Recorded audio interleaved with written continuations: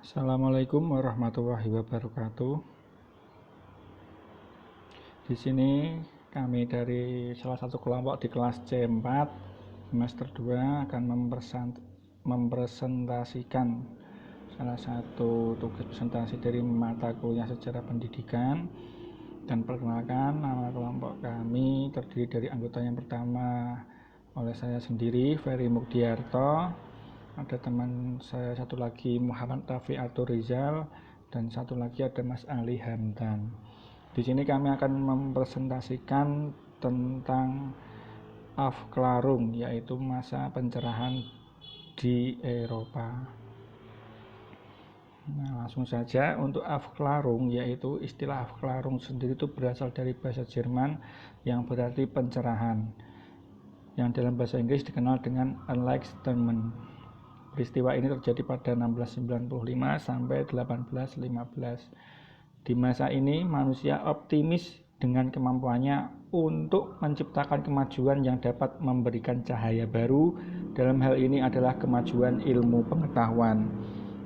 Kemudian banyak muncul pikiran-pikiran filosofis dari Eropa.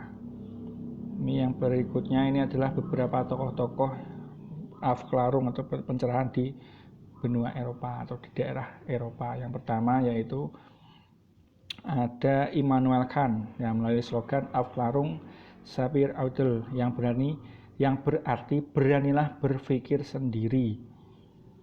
Filsuf asal Jerman yang mengajak orang-orang untuk semakin berani dan bebas menggunakan akalnya. Menurut Kant, manusia masih belum yakin akan kemampuan akalnya untuk menciptakan kemajuan dan kebahagiaan di dunia. Ini tokoh Afklarung berikutnya ada John Locke. Nah, ini dianggap sebagai bapak liberalisme. Pemikirannya tercermin dalam karyanya Two Treatises on Government pada tahun 1689 yang menjelaskan bahwa hidup manusia diatur oleh hukum kodrat dan tiap individu memiliki hak-hak yang tak boleh dirampas darinya. Locke juga membahas tentang pemerintahan suatu negara harus dibatasi oleh hukum-hukum tertentu agar pemerintah tidak merampas hak-hak individu, sehingga keberadaan negara berfungsi untuk menjamin keamanan seluruh masyarakat. Ini adalah tokoh dari John Locke. Ini ada foto gambarnya juga misalnya. Ini ada Francis Bacon, ini gambar orangnya dengan kumis jenggot dan topinya khas Eropa. Francis Bacon merupakan tokoh awal dalam masa Afklarung di Inggris. Tokoh awal di Inggris. Menurut Bacon, manusia harus berusaha sendiri untuk memecahkan masalah-masalah hidupnya dan tidak terus-menerus menggantungkan diri pada Tuhan. Caranya adalah melalui penguasaan terhadap ilmu pengetahuan. Gagasannya yang terkenal adalah knowledge is power, artinya ilmu pengetahuan merupakan jalan yang dapat dipergunakan untuk kemajuan kehidupan manusia. Yang selanjutnya ada Isaac Newton. Ini gambar orangnya, terkenal karena penyebaran hukum gravitasi. Newton berhasil menunjukkan bahwa gerak benda di bumi dan benda di luar angkasa lainnya diatur oleh sekumpulan hukum alam yang sama. Dan karya-karyanya ini pasti tidak asing di kalangan kita, karena zaman dulu waktu sekolah SMP sederajat dan SMA sederajat ini sering kita jumpai ya, hukum Newton. Ini salah satunya. Yang berikutnya ada Jean-Jacques Rousseau. Nah, ini merupakan filsuf Prancis yang juga muncul pada masa Afklarung. Pemikiran terbesarnya menyatakan bahwa negara yang baik adalah negara yang mencerminkan kedaulatan rakyat. Jika negara memiliki kedaulatan rakyat, individu dapat mempertahankan kebebasannya.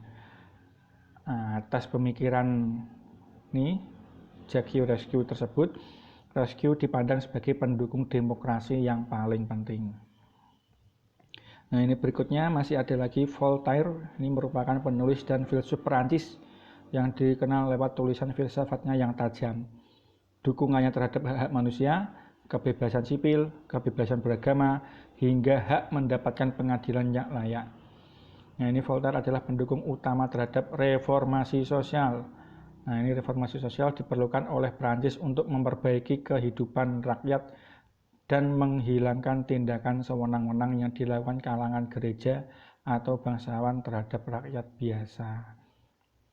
Nah, itu tadi tokoh-tokoh Afklarung di Eropa, walaupun masih banyak yang lainnya, tapi untuk yang saya ambil beberapa contoh itu saja.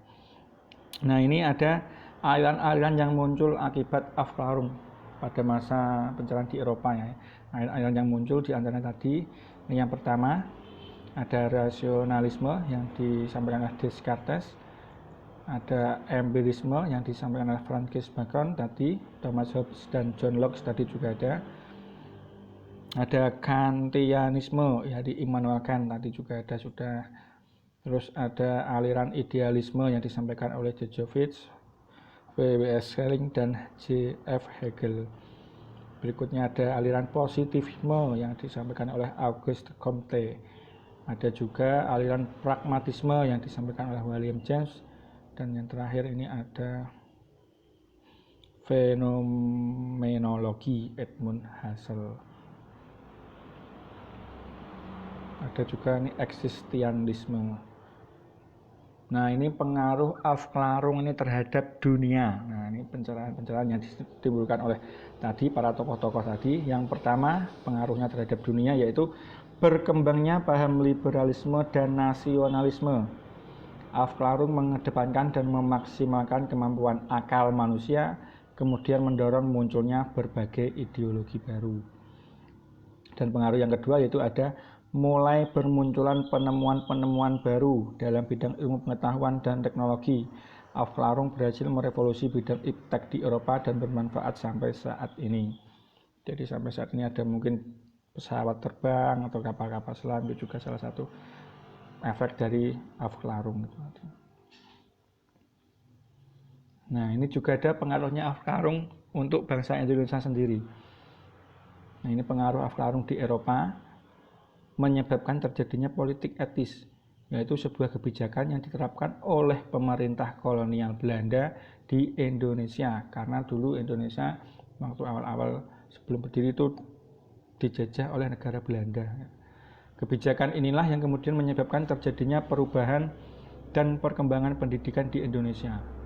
Pemerintah Belanda tidak menyadari bahwa sebenarnya politik etis ini dapat menjadi ancaman, karena saat kebijakan ini diterapkan, pejuang pendidikan di Indonesia dengan cepat merespon hingga akhirnya muncul generasi terdidik dan melahirkan pergerakan nasional melawan penjajah. Nah, ini sudah banyak ceritanya di zaman penjajah ini, para pejuang-pejuang kita yang berjuang untuk mempertahankan atau memperjuangkan kemerdekaan hingga akhirnya sudah merdeka. Nah, ini tadi ada beberapa sumber yang tim atau dari kelompok kami ambil, di antaranya adalah ini sumber-sumbernya. Nah, itu tadi, terima kasih atas waktu yang telah diberikan pada kelompok kami.